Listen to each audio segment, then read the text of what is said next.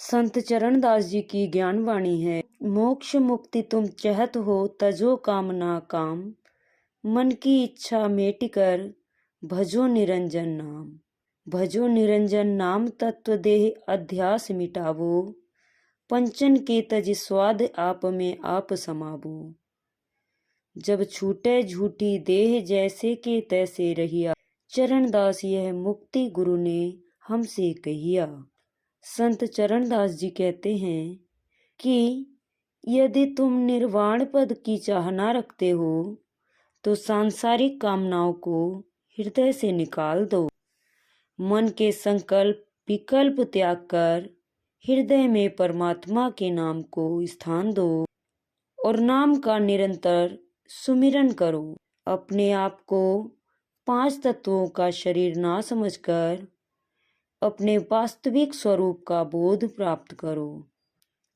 इस बात का बारंबार अभ्यास करो कि आत्मा परमात्मा की अंश है। काम, क्रोध, लोभ, मोह और अहंकार, इन 5 शत्रुओं के मीठे भासने वाले जूठे रस को त्याग दो। अपने आत्म रूप में स्थित हो जाओ। जब समय आने पर यह पंच तत्व का नश्वर शरीर छूट जाए तो अपने मूल स्वरूप को पहले से प्राप्त कर लिया हो। संत चरणदास जी कहते हैं कि यह युक्ति उन्हें उनके श्री सद्गुरुदेव जी महाराज जी ने कही थी। एक दिन श्री परमहंस दयाल जी ने श्री वचन फरमाए कि संत महापुरुष समय के अनुसार जो योग युक्ति साधक को बतलावे, साधक को उस पर पूरा विश्वास करके अभ्यास करना चाहिए। अपनी मन की मति अनुसार उनकी बतलाई हुई युक्ति में फेरबदल नहीं करना चाहिए। वचन उपदेश का पूरा पूरा पालन करने पर ही जीव का काम पूरा बनता है। एक बार एक मरीज किसी हकीम के पास गया और अपने मर्ज की दवा मांगी। हकीम ने कुछ दिन की दवा देकर कहा कि इसे सुबह शाम शहद के साथ लेना है और खटाई, मिर्च आदि से परहेज करना है। मरीज दवा लेकर घर आया। घर में शहद नहीं था। उसने शहद लाने की कोशिश ना की और सोचा कि गुड़ भी मीठा है और शहद भी मीठा होता है। गुड़ से ही दवा लेने लगा। कुछ समय तक दवा लेने पर देखा तो मर्ज ज्यों का त्यों था। उसे कुछ आराम ना मिला। अगले दिन फिर हकीम के पास आया और बोला कि हकीम साहब, आपकी दवा से तो मुझे कुछ आराम नहीं मिला। हकीम ने पूछा, दवा किस तरह ली थी? उसने कहा, मैंने दवा गुड़ के साथ ली थी। हकीम ने उसे कहा कि भले मनुष्य हर दवा के साथ अनुपान और परहेज होता है। यदि उसके अनुसार दवा ली जाए तभी हकीम की दवा काम करती है। अपनी अक्ल के अनुसार दवा लेने पर वह क्या काम करेगी?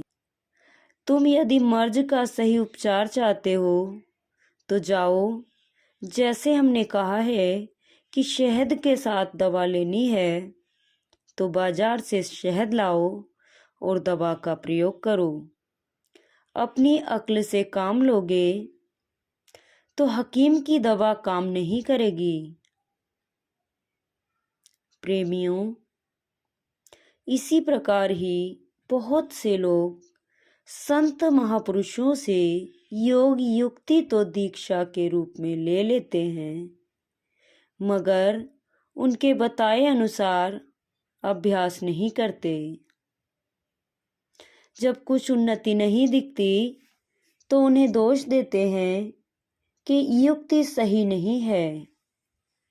अतः प्रत्येक जिज्ञासु साधक को सोचना चाहिए कि महापुरुषों के वचन पर विश्वास करने पर ही नाम दीक्षा अपना प्रभाव दिखाती है।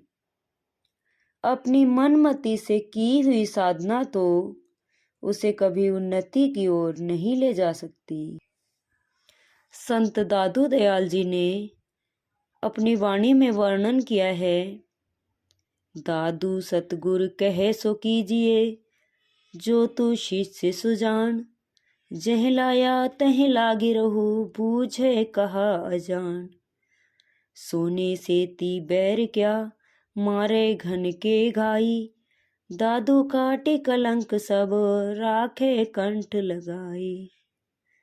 संत दादू दयाल जी वर्णन करते हैं कि शिष्य अगर अपने हृदय में ज्ञान का प्रकाश प्राप्त करना चाहता है तो जैसे श्री सद्गुरुदेव जी महाराज फरमाते हैं, शिष्य वही करे और जैसे कहते हैं वैसे ही करे।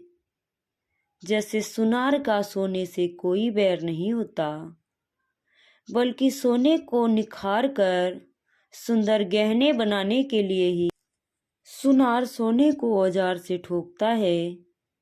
उसी प्रकार श्री सद्गुरुदेव जी महाराज अपने वचनों और लीलाओं से शिष्य को सतर्क करते हैं और उसके अवगुणों को दूर करके गुणवान बनाते हैं। श्री सद्गुरुदेव जी महाराज शिष्य के संशय के बादलों को अपने ज्ञान के प्रकाश से हटा देते हैं। वे शिष्य के सभी कष्टों को मिटा देते हैं और माता पिता की तरह शिष्य की संभाल करते हैं।